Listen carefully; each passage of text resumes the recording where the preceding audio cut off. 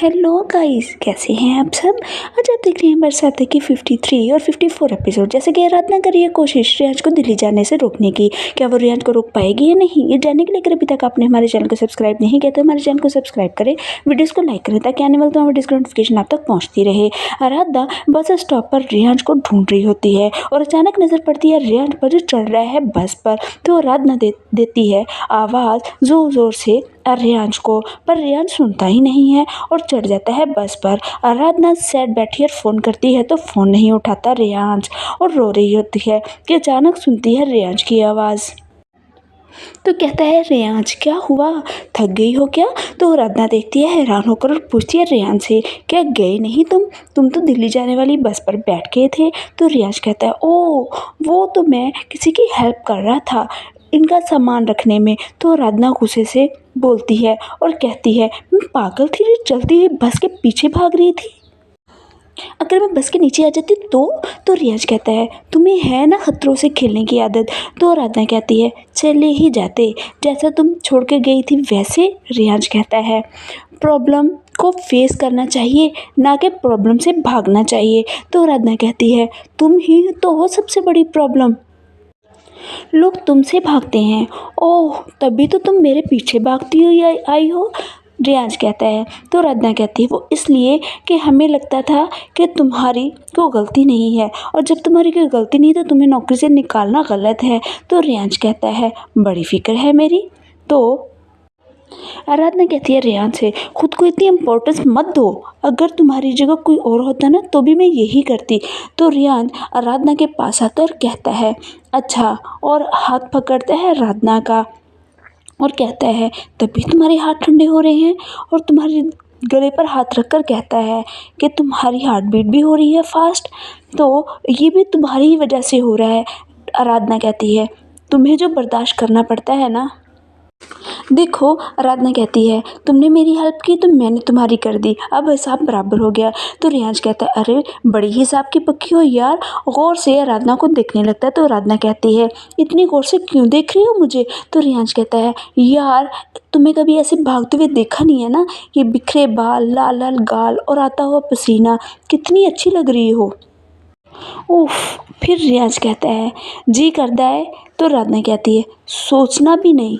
तो रियाज उसको कहता है कि मैंने तो कुछ सोचा ही नहीं, तुमने सोच लिया, और उसके बाल ठीक करते हुए कान पर चुटकी काट देता है। तो आराधना कहती है ये क्या है। तो रियाज कहता है अर्नब आ गया था उसको भगा रहा था, ये जोक था। आराधना कहती है आई डोंट लाइक जोक्स। तो रियाज कहता है I don't like actually I like you Aradhana. और जब दोनों वापस आते हैं तो रियाज ने सबको इकट्ठा किया होता है आराधना की पार्टी के लिए, बर्थडे पार्टी के लिए। आराधना की मॉम करती है फ़ोन आराधना को और विश करती है और कहती है कि आया था तुम्हारा SMS। तो आराधना सोचती है कि उसने तो SMS किया ही नहीं, जो असल में करता है रियाज आराधना को खुश करने के लिए। अब रियाज खुश हो रहा है आराधना को खुश देखकर, तो कि मैं आया रियाज को केक खिलाकर मिलती है गले रियाज से। तब आराधना देखती है ये देखकर आराधना होती है जेलिस किमाया से, और किमाया सॉरी करती है। तो रियाज कहता है अरे यार सॉरी क्यों कह रही हो, तुमने मुझे हक किया तो मैं भी तुम्हें हक करूँगा, कम ऑन यार। अब आराधना देख रही है और वहाँ से चली जाती है तो अपने ही मन में सोचती है कि किमाया के बारे में, और दिल ही दिल में जेलस होती है। आराधना लेटर लिखकर वहीं सो जाती है। तो रियाज वहाँ पर आ जाता है। अगले दिन वरेन आराधना और रियाज को घर पे बुला लेते हैं। जब वरेन बताता है कि वो मसूरी आराधना को साथ लेकर जा रहा है तो मालिनी कहती है कि हम सब भी साथ चलेंगे आपके साथ, हमारी थोड़ी आउटिंग ही हो जाएगी। अब सब जा रहे हैं मसूरी। वरेन को फ़ोन आता है खुराना का कि वो आ रहा है इंडिया, और थोड़ा वरेन परेशान हो जाता है। तो आराधना पूछती है हाल ओके सर।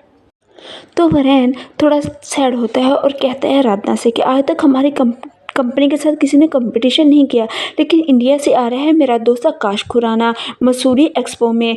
तो आराधना कहती है कि आपको उनकी क्या टेंशन है। तो वो कहता है अगर वो और उसका बेटा यहाँ आ गए तो हमारे लिए बहुत डिफ़िकल्ट हो सकता है। तो आराधना कहती है आप ये कह रहे हैं कि अगर वो यहाँ आ गए तो हमारे चांसेस ओपो में कम हो जाएंगे। सर मैं आपको एक बात कहती हूँ, सर आपको इस एक्सपो में विक्रम को हमारे साथ लेके जाना चाहिए। मालिनी वरेन से कहती है विक्रम को देखकर कि आपको किसी की याद नहीं आ रही। किसकी? वरेन कहता है। मालिनी कहती है कि मैं आपकी बात कर रही हूँ। एक सक्सेसफुल बिजनेसमैन के लिए सबसे इम्पोर्टेंट रूल उसका एरोगेंस होता है। 25 साल से ये बात सुन रही हूँ। तो वरेन कहता है हाँ हाँ, तुम तो उसकी तरफदारी करोगी ना, तुम्हें तो हर तरफ विक्रम के माया ही नजर आ रहे हैं आजकल। क्योंकि कोको कहती हैं विक्रम की कार में जाएंगे तो रियांश कहता है कि मुझे राधना से कोई काम है। तो राधना कहती है नहीं, मुझे वरेन सर के साथ जाना है, मुझे उनसे कुछ डिस्कशन करनी है। राधना रियांश को फाइल पकड़ाती है तो इसमें से राधना का लेटर नीचे गिर जाता है। वरेन फाइल लेकर जा रहा होता है कि इसकी नज़र नीचे गिरे लिफाफे पर पड़ती है तो उसे उठाकर देखता है, उसके ऊपर मॉम लिखा होता है। अब रियांश हो रहा है लड़कियों की बातों से बोर। अब देखना ये है कि रियांश का सफ़र कैसा गुजरेगा, क्या वो केके और कोको की बकबक झेल पाएगा।